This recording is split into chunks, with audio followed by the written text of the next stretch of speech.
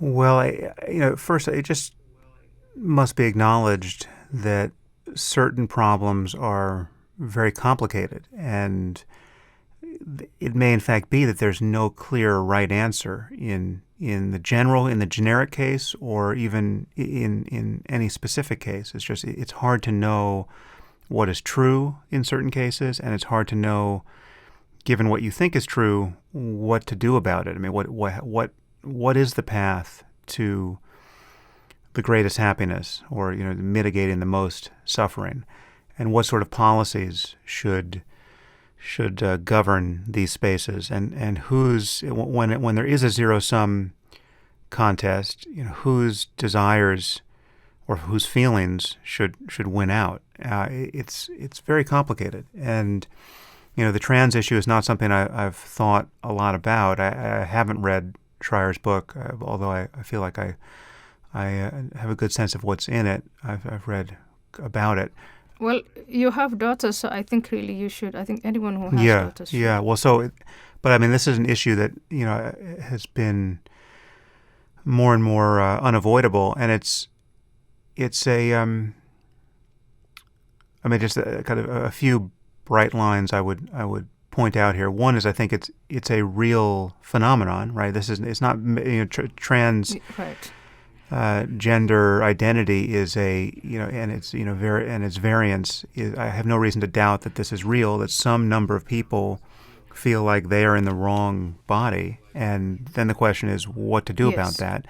On top of that real phenomenon, there is, I think, almost certainly a component of social contagion, hitting young girls in this case at an especially vulnerable time when they're becoming adolescents and going through puberty. And we have to worry about this kind of social contagion. If there's a mimetic problem here where girls are being convinced that they have some kind of gender dysphoria, and they're being led to do something surgical about it, or led to take hormones, or both. That's a problem we want to understand and remedy, right? And again, that's not to deny the first thing I just conceded, which is there are some people who are legitimately in this situation, and it's not a matter of social contagion.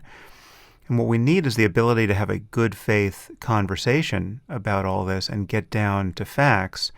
And the first obstacle to doing that is a subset of the transgender community, the transgender activist community, which is, again, just out to destroy anyone who strikes what they imagine to be even a slightly wrong note on this topic. So you have someone like J.K. Rowling, who, if she were not J.K. Rowling, who makes billions of dollars for her publishers, there's no question she would have had her career destroyed by the efforts that were mustered against her over completely anodyne comments about trans rights and women's rights, and the interesting trade-offs or apparent trade-offs that being made there. And anyway, so it's a very fraught issue, and it's something that I haven't really